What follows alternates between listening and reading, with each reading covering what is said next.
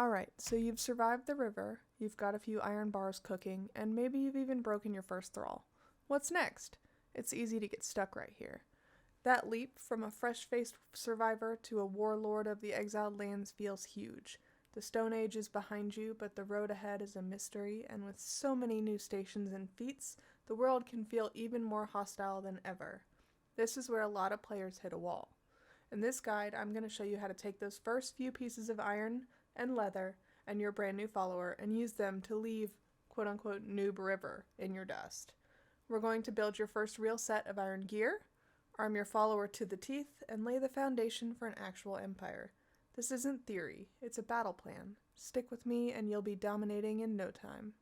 First up, let's turn that sandstone shack into a proper fortress. This starts with location. If you haven't already, you need to be near a reliable source of iron. Good spots can be found all along the river, especially around grid square F5, which is my favorite place to gather iron.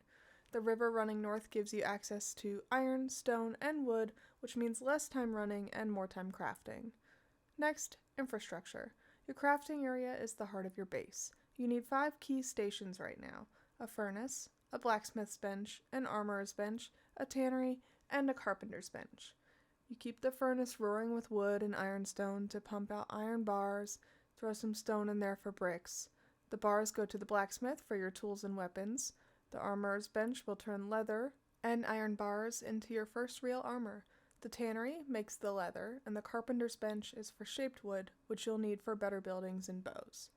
Now for defense. Those sandstone walls aren't going to cut it against a purge later in game.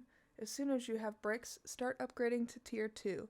Stone brick is your best bet early on, but materials like insulated wood offer the same protection with better insulation against the cold. A tier 2 base is the difference between surviving a purge and ending with a pile of junk.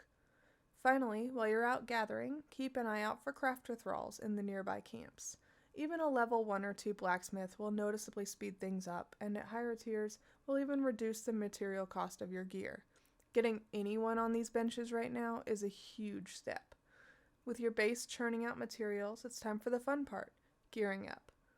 We'll hit this in 3 phases: tools, weapons, and armor.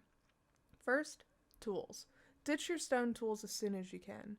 The first things you should make are the iron pick, hatchet, and skinning knife. You'll gather resources so much faster, which will accelerate everything else. It's a massive boost to your progress. Next, weapons. Those stone weapons have got to go. For your first iron weapon, the choice is yours. A broadsword is a great all-rounder, while a mace offers solid armor penetration for tougher NPCs. A spear gives you range, letting you poke enemies from a safe distance, and daggers allow you to stack bleed. Craft one immediately, and don't forget a simple wooden shield if you want. The ability to block attacks is a game changer. Finally, armor. Your starter rags are a death sentence. At your armorer's bench, use leather from the tannery and iron bar from your smelter to craft a full set of light or medium armor. Light armor is for dodging and staying mobile. Medium armor offers more protection but costs more stamina. The light armor is made with hides, not leather. Do you want to be quick on your feet or stand and trade blows? Either way, a full set of real armor is non-negotiable. That thrall you just broke is your single greatest asset right now. A follower doubles your damage, acts as a tank, and can carry a ton of loot. But a follower with no gear is a useless follower. This will likely be a tier 1 or 2 fighter that you've captured from a camp on the river. Don't give them your hand-me-downs. A good rule of thumb is to give your follower better gear than you have yourself. Craft them a second iron weapon. A mace is a great choice for its raw damage, and a full suit of the best armor that you can make. Heavy armor, if you can, is a solid pick, since their main job is to soak up damage while you control the fight. Now before you go anywhere, toss them a stack of food. I usually do gruel. It's cheap to make, and having food lets them heal passively after a fight, saving you a ton of potions. In their inventory, you can typically set their behavior. I like to keep them at a shorter follow distance, and this keeps them close without having them pull an entire camp by accident. Commanding your thrall is just as important as the gear you give them. With a geared up follower, you'll find that clearing exile camps is suddenly a breeze. This is your chance to scale up your operation. Your lesser Wheel of Pain is a good start, but now it's about time for an upgrade. A full-sized Wheel of Pain lets you break 4 thralls at once, dramatically speeding up the growth of your army. Keep it stocked with gruel so you're not burning through your good food. As you get better, upgrade your captured tools. Ditch the basic truncheon and fiber bindings. Now build an iron or steel truncheon with leather or chain bindings, and those will let you knock out higher tier thralls with much more efficiency. These thralls are tougher, hit harder, and craft faster, and upgrade in every way. Don't just let your thralls stand around. Put them to work. Place fighters as guards at your main gate and archers on your walls. An archer on a rooftop can be devastating to attackers before they even reach your door. Your base is no longer just a shelter, it's a fortress. You're now a real threat. You have a fortified base, iron production, and an armed follower. It's time to set your sights on some bigger objectives. Your first goal should be to clear out all the low-level exile camps along the river. Use these runs to farm for better thralls and level up. What was once a dangerous trip is now a simple patrol. Once you're comfortable, you're ready for your first dungeon, the Dregs. You'll find it in the western part of the southern river area. The Dregs is designed as a starter dungeon, comfortable to tackle around level 30 with decent gear. You'll absolutely need a bow for some of the puzzles inside, so be sure to craft one. The dungeon ends with a boss fight against the Abyssal Remnant. Beating it is a huge milestone.